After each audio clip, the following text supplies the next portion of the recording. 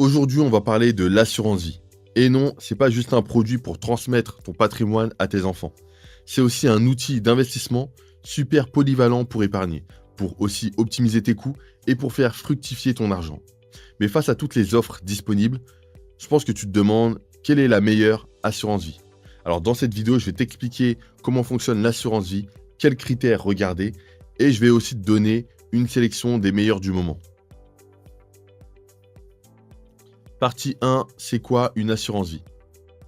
Alors l'assurance vie, c'est un contrat d'épargne qui va te permettre plusieurs choses. En 1, d'investir ton argent. Ça peut être sur un fonds euro, sécurisé bien sûr, des actions, des obligations, de l'immobilier, etc. Et ça va te permettre de chercher plus de rendement. En 2, de profiter des avantages fiscaux. Après 8 ans, les retraits sont faiblement taxés, avec un abattement fiscal de 4 600 € ou 9 200 € pour un couple. En 3, de transmettre ton patrimoine. Les sommes versées sur ton assurance vie bénéficient d'une fiscalité avantageuse en cas de succession. En résumé, c'est un produit hyper flexible qui s'adapte à tes besoins, que tu cherches à épargner, à investir ou que tu cherches à transmettre. Partie 2, les critères pour choisir une bonne assurance vie. Donc on va détailler 6 critères. En 1, les frais. Attention aux frais d'entrée, de gestion et d'arbitrage. Une bonne assurance vie doit avoir des frais bas. Par exemple, des frais de versement idéalement à 0%, des frais de gestion autour de 0,50% sur les fonds euros et autour de 0,85% sur les unités de compte. En 2, la qualité du fonds euro. Regarde le rendement du fonds euro. C'est toujours autour de 2 à 3% pour les meilleurs. En 3, la variété des supports. Une bonne assurance vie doit proposer une large gamme d'unités de compte, par exemple des ETF, des SCPI, des actions, etc., pour diversifier ton investissement. En 4, la flexibilité. Vérifie les options disponibles, la gestion libre, la gestion pilotée ou encore les options d'arbitrage automatique. En 5, l'émetteur. Privilégie des assureurs solides comme Spirica, Generali ou Suravenir, qui sont très bien notés et qui sont fiables. Et en 6, l'ergonomie. Si tu gères ton contrat en ligne, choisis une plateforme qui est assez claire, intuitive et rapide. Partie 3, les meilleures assurances vie. Alors je vais te donner la sélection des meilleures assurances vie pour moi. Bien sûr, c'est une sélection qui date un peu parce que ça fait un moment que j'investis dans les assurances vie, mais ça peut être très intéressant pour toi. En premier, Yomoni. Le point fort de Yomoni, c'est sa gestion pilotée, performante et adaptée aux profils débutants comme avancés.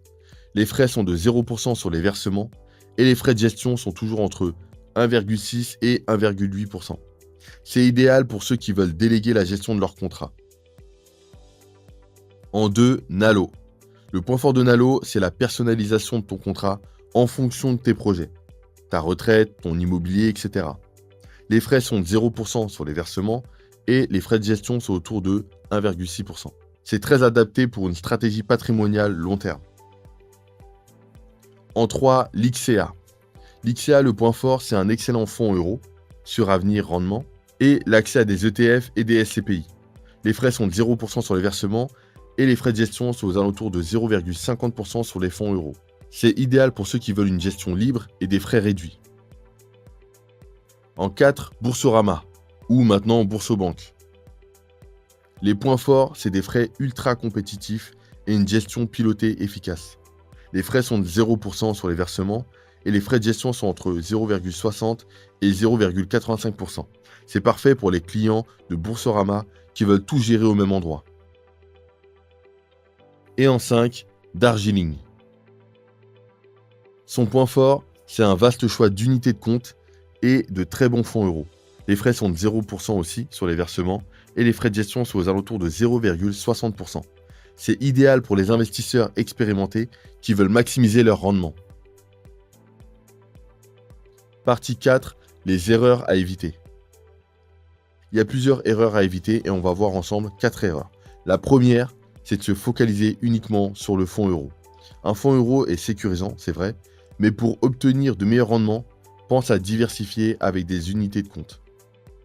La deuxième erreur, c'est de ne pas regarder les frais. Les frais trop élevés peuvent grignoter tes gains sur le long terme. La troisième erreur, c'est de choisir une assurance vie sans comparer. Prends le temps de comparer les offres et de lire les avis des utilisateurs. En 4, ne pas adapter ton projet. Si ton objectif est à court terme, une assurance vie n'est peut-être pas le bon outil. Voilà, tu sais maintenant comment choisir la meilleure assurance vie et quelles sont les plus performantes du moment. Que tu sois débutant ou investi depuis des années, l'assurance vie reste quand même un des outils les plus efficaces pour faire fructifier ton argent et pour préparer ton avenir. Donc voilà, c'est tout pour cette vidéo. Tu peux cliquer sur la vidéo qui apparaît à l'écran pour plus de conseils.